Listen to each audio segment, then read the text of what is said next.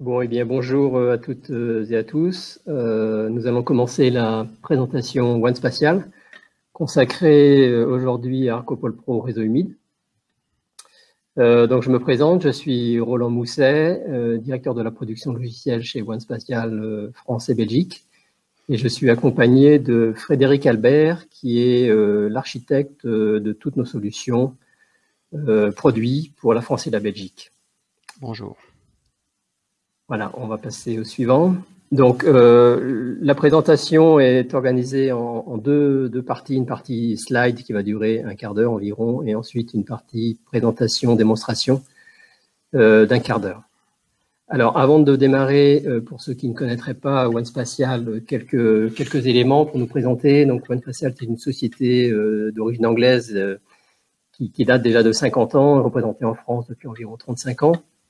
Le périmètre de la société a évolué l'année dernière avec l'intégration de Geomap Imagis, ce qui nous permet d'adresser un nombre de secteurs d'activité assez important que vous pouvez voir sur la slide ici. Nous proposons des solutions complètes pour la gestion des données, grâce notamment à un centre de production de données qui permet d'intégrer, manipuler, créer des données 2D, 3D dans n'importe quel métier.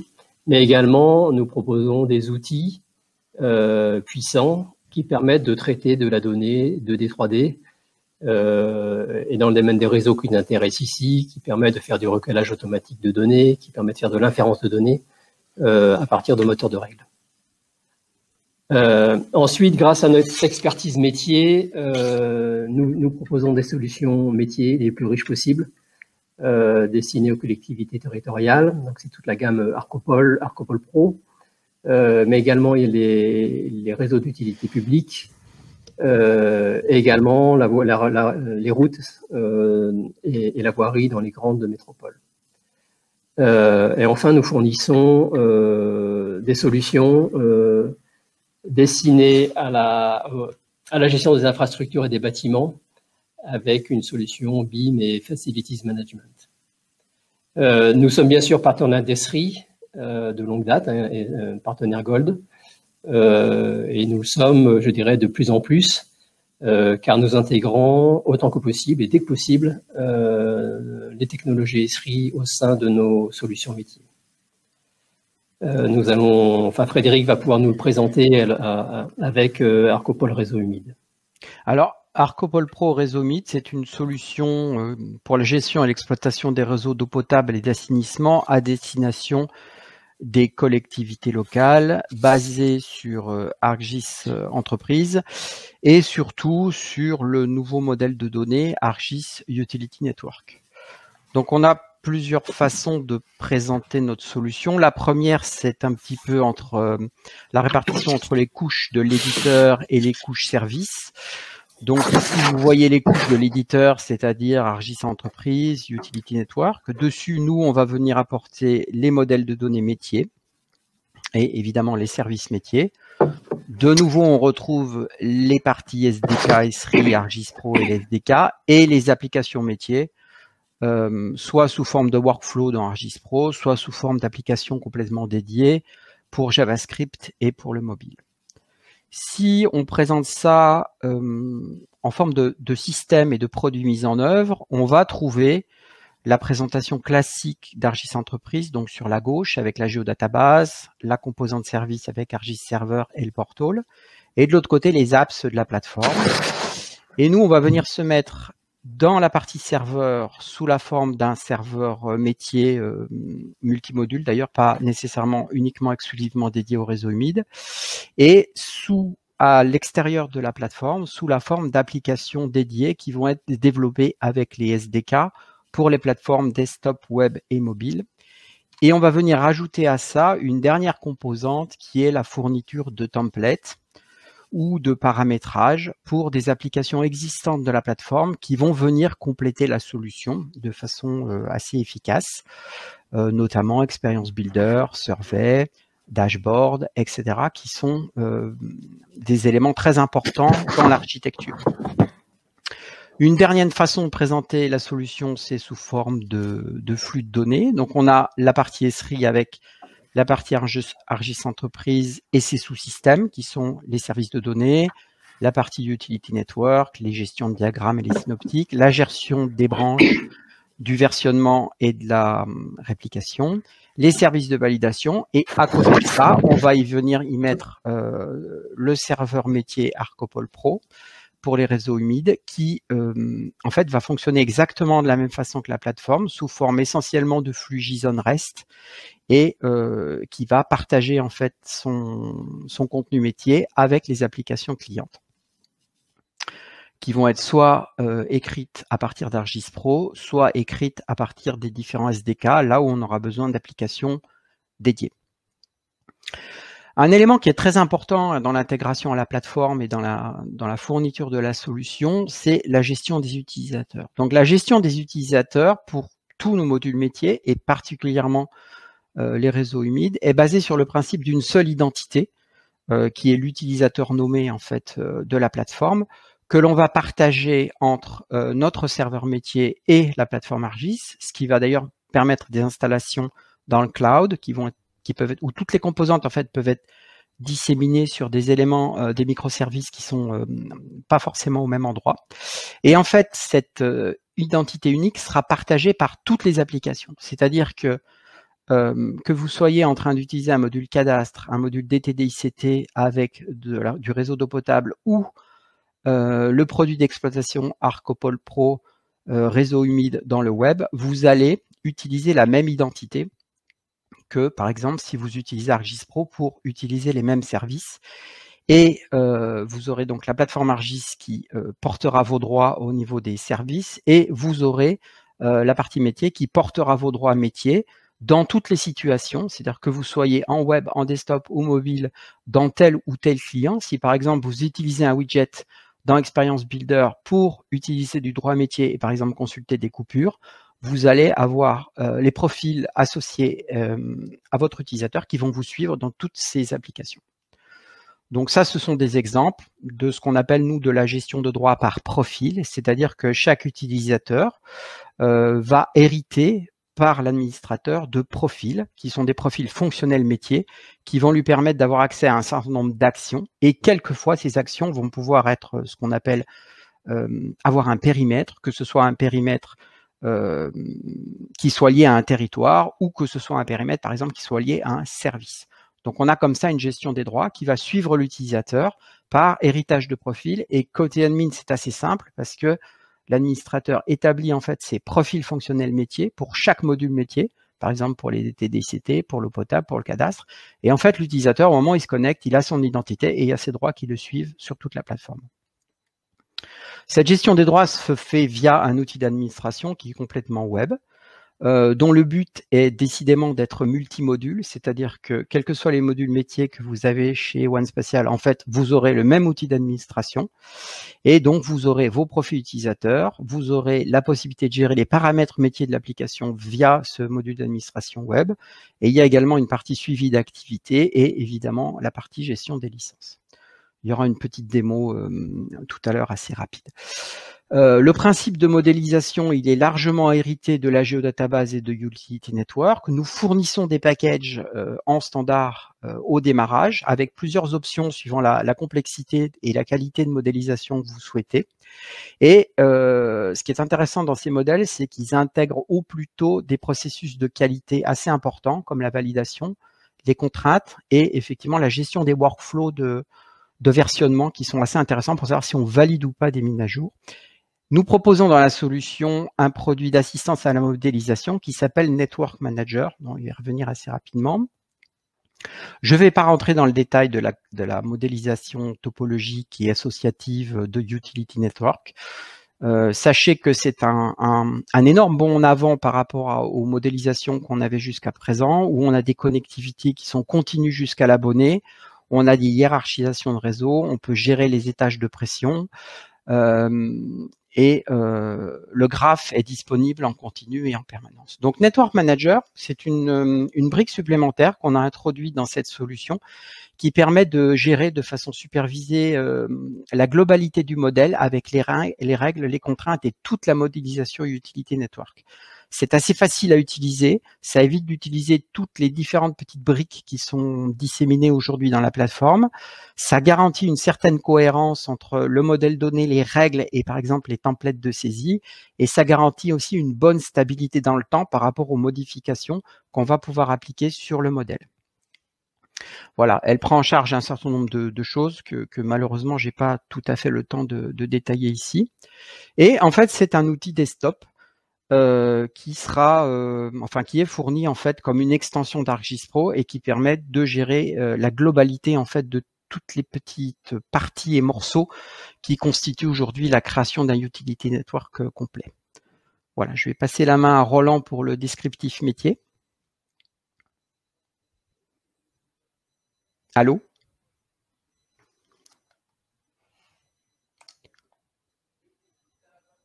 Bon.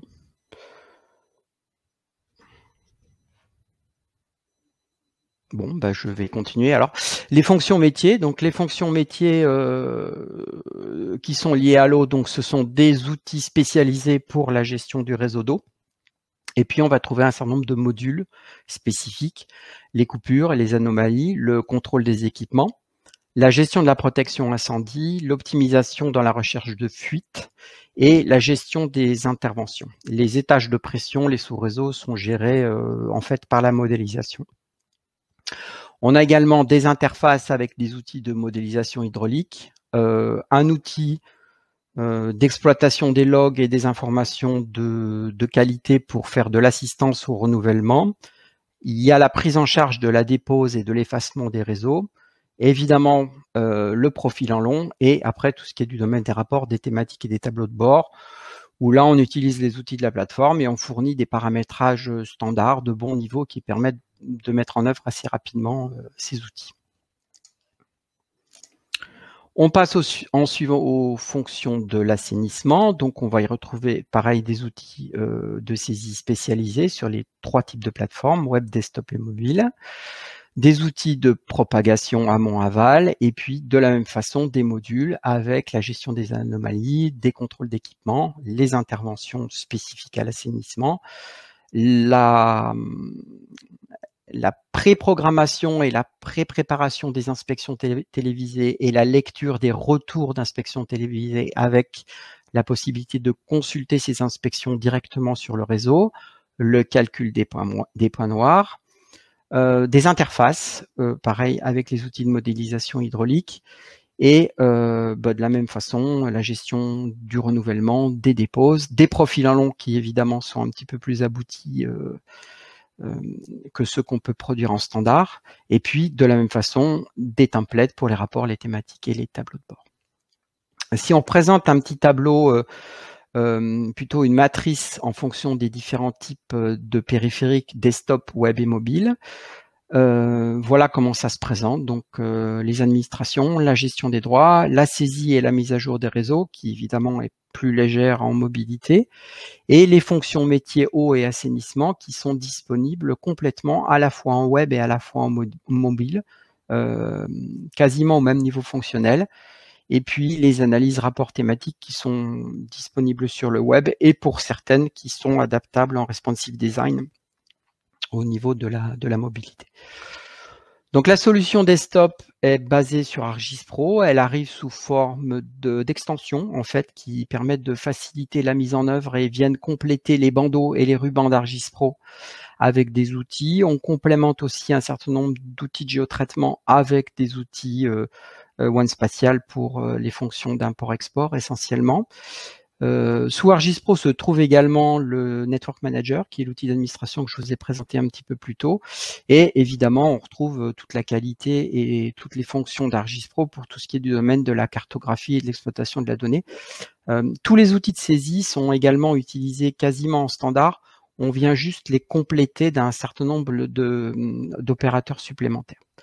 La solution web implémente absolument toutes les fonctions métiers. Elle dispose également d'un module assez solide de mise à jour et d'édition topologique avec gestion du versionnement et puis des outils d'analyse. Et la solution mobile fonctionne en mode connecté ou déconnecté. Elle reprend la totalité des fonctions métiers, à savoir des modules métiers, pour de la mise à jour attributaire et graphique, mais plus léger en graphique, et surtout pour tout ce qui est des modules de remontée d'informations, d'inspection et d'éléments différents. Donc je vais passer maintenant à la démonstration.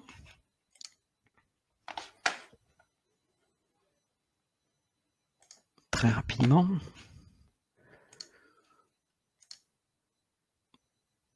Voilà. C'est parti. Voilà. Donc la première partie qui va être montrée, c'est le Network Manager, donc qui est un outil qui permet d'avoir un accès global. Donc par exemple ici, je vais accéder à mes types d'appareils. On les voit directement dans un seul tableau. On va rajouter un nouveau type. Voilà, création d'un nouveau groupe. On va y définir les conditions de connectivité, à savoir qu'on va pouvoir les brancher aux extrémités des tronçons. On va pouvoir donner la valence de branchement. Voilà, donc c'est très simple. C'est les personnes qui ont eu à faire ça sous Utility Network sont souvent une expérience qui est un petit peu compliquée au départ.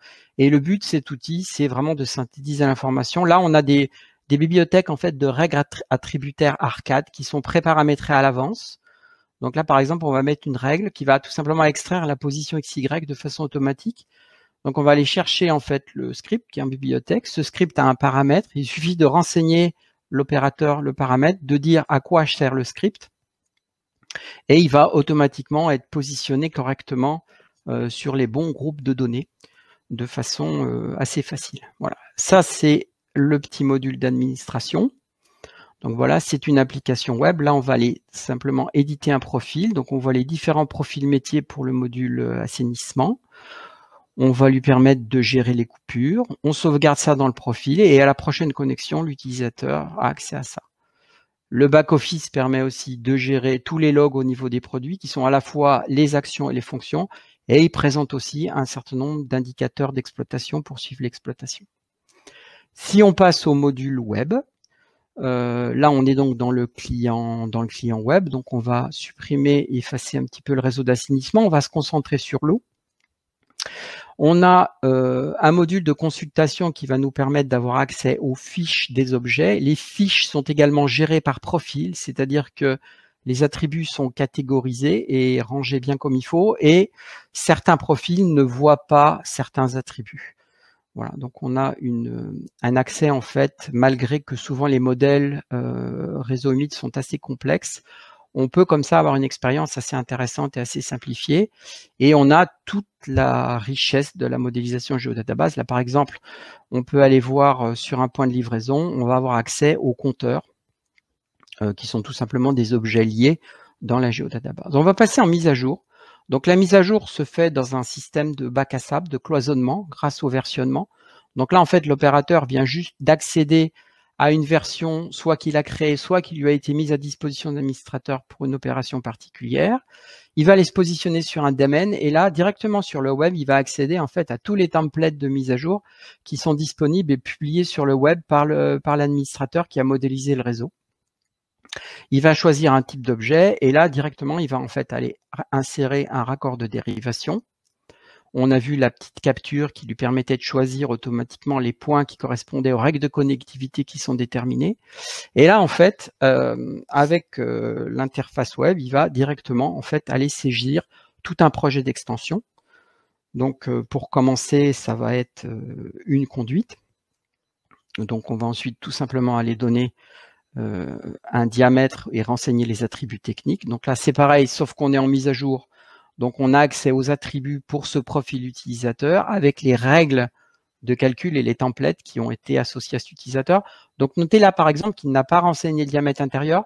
Il va être calculé en fait automatiquement par le serveur. Donc là, maintenant, il va aller poser un raccord de nouveau de dérivation sur cette tête de réseau. Et on va saisir deux conduites supplémentaires qui vont chacune aller se capturé en fait sur des raccords d'extrémité qui ont été positionnés. Et vous allez voir comme le système, c'est pareil, avec des règles de calcul, va automatiquement en fait orienter les appareils suite aux connexions avec les tronçons. Donc on a toujours une saisie qui est guidée par la capture, qui permet, même si on est assez peu précis au niveau du curseur de la souris, en fait, d'aller exactement se caler sur les éléments de connexion. On est dans un scénario protégé, c'est-à-dire que je ne suis pas en train d'éditer directement la base de données, et à tout moment, je peux faire par exemple un undo de l'opération, et en fait, vous voyez que l'undo a porté à la fois sur la conduite et à la fois sur l'orientation de l'appareil qui a été fait, et en plus, on a un environnement de mise à jour topologique, c'est-à-dire si je vais aller par exemple éditer ce petit raccord de dérivation, je vais avoir un suivi de ma connectivité qui va se faire de façon automatique. Donc ça, c'est valable pour tous les objets et tous les templates du réseau. Là, je vais tout simplement aller insérer 2 vannes de sectionnement qui sont importantes pour ma connectivité parce que dans les recherches de bief, elles ont des statuts manipulables. Donc en fait, elles vont arrêter mon bief sur cet élément. Et là, je vais utiliser un élément supplémentaire qui est en fait un prototype qui va me permettre directement de saisir des branchements en 2 clics.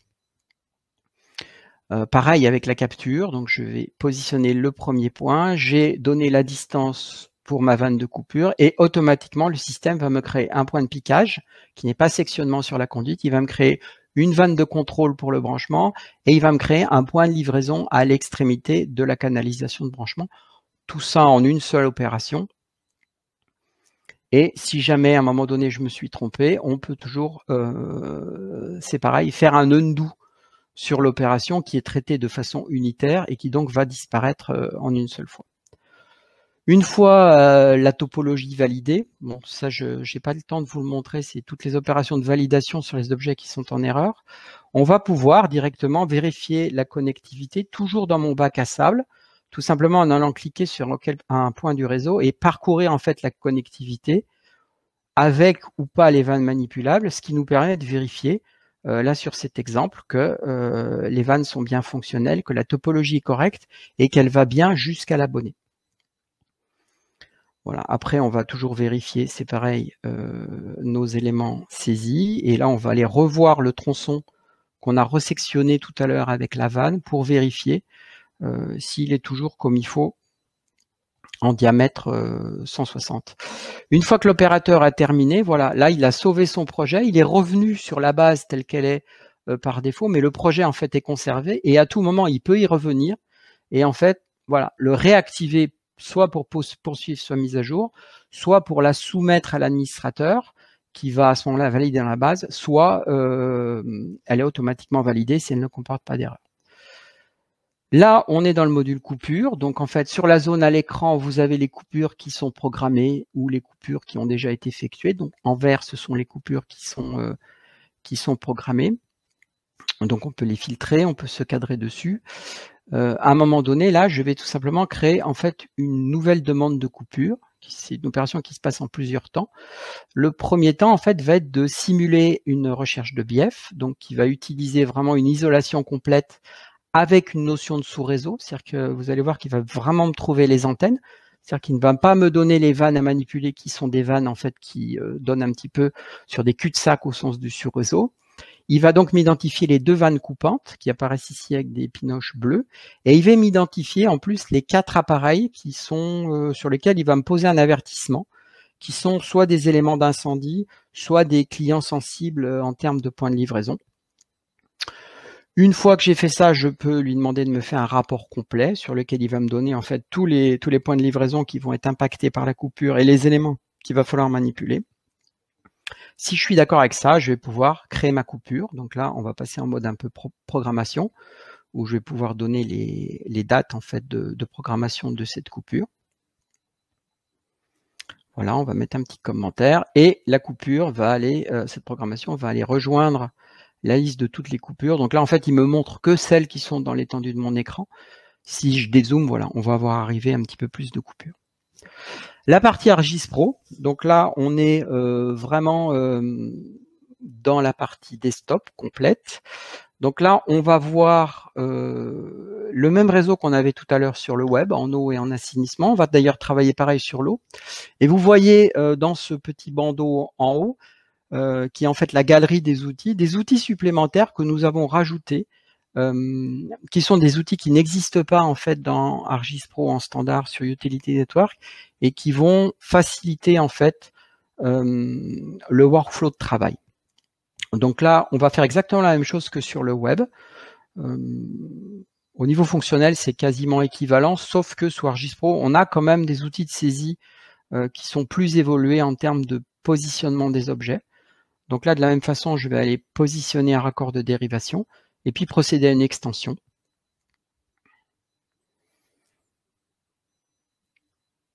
Voilà. On a mis l'appareil de terminaison. On va maintenant aller saisir la canalisation de distribution. Vous allez voir de la même façon que le point de terminaison va s'orienter correctement. On va aller positionner les attributs.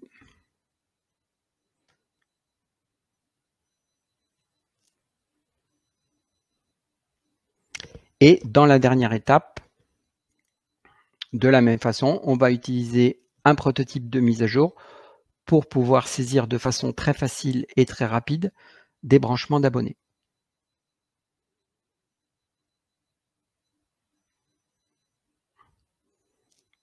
Alors là, la vanne de sectionnement qui est saisie, en fait, va être saisie avec une méthode qui effectivement est un petit peu plus avancée, qui justifie tout l'outil desktop, en fait, qui est celui de faire un positionnement sous contrainte à la fois de direction et de distance, ce qui va me permettre de positionner la vanne très précisément, en fait, à 2,50 m du raccordement.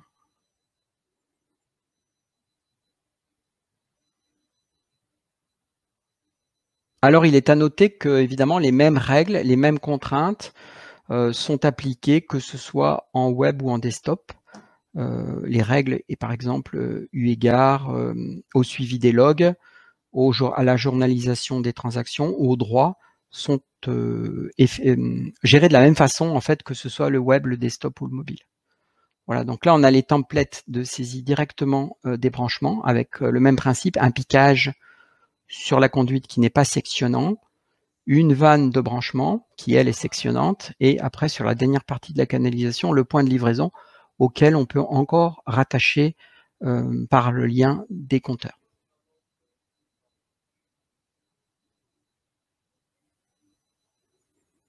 Voilà, ça c'était pour la dernière partie de la démonstration.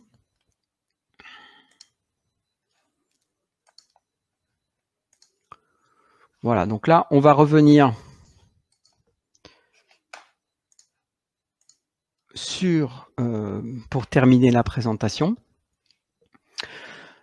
Donc cette diapositive vous représente la totalité des gammes de la gamme ArcoPoL Pro. Donc on y retrouve évidemment les réseaux humides avec ce que je vous ai présenté aujourd'hui, l'eau et l'assainissement, mais également je vous invite à aller peut-être regarder les présentations sur la partie transverse qui fonctionne aussi sur les réseaux, c'est-à-dire les DDD-ICT, les interventions LPCRS.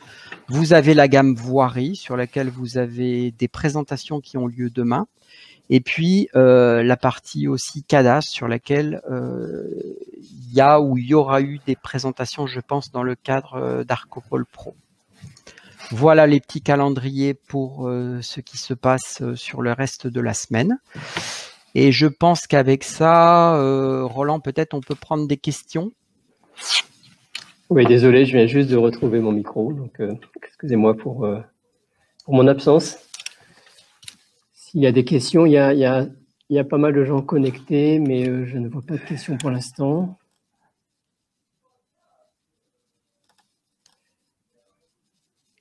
Voilà. Alors, il y a une question de Luc Charon concernant l'export des données compatibles avec la norme Covadis.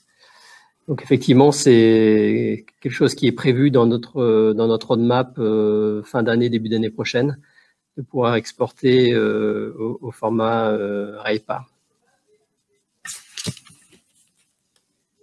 Il y a une question aussi de Romain Bourreux sur le terme BIEF. Oui, eh bien, il s'agit effectivement d'une propagation dans le réseau et qui vient buter sur un certain nombre d'éléments qui ont été configurés par l'administrateur. Donc, ce sont des vannes, ce sont des ouvrages qui se trouvent sur le réseau qui peuvent interrompre l'écoulement de l'eau. Donc, il se propage à partir du point, souvent du point d'adresse. Il vient buter sur ces éléments-là. Voilà, bon. Donc, on va... alors, ah oui, une question de Carole. Que deviennent les produits Arcopol Pro issus des produits Geomap Imagis? Eh bien, la solution que l'on vous propose va arriver dans la continuité des outils dont vous disposez. Alors, on vous proposera, quand les outils seront totalement prêts, éventuellement de migrer vers ces nouveaux outils, avec des outils qui permettent d'accompagner tout ça, à savoir des outils de migration que l'on va préparer. Toute la démo qui a pu être réalisée jusqu'à présent, là aujourd'hui, a été faite de cette façon-là. On est parti d'une base existante qu'on a migrée avec nos outils basés sur des géotraitements Esri. Pour ceux qui ne viennent pas du monde Arcopol Pro, nos amis anglais travaillent avec leurs outils de gestion des données sur des outils pour faciliter l'intégration de données, quelle que soit l'origine, vers un modèle Utility Network. Donc, on a pas mal de solutions pour intégrer la donnée. Et ensuite, notre objectif, c'est d'offrir du fonctionnel supérieur à ce qui existait auparavant dans Arcopol Pro Réseau Humide. Voilà, ben on est à peu près dans les temps. Donc, merci à tous de votre participation. Je suis un peu désolé, le créneau était très serré, donc les démonstrations sont passées très très vite. J'espère que pour les personnes intéressées, on aura l'occasion de reprendre ça plus dans le détail.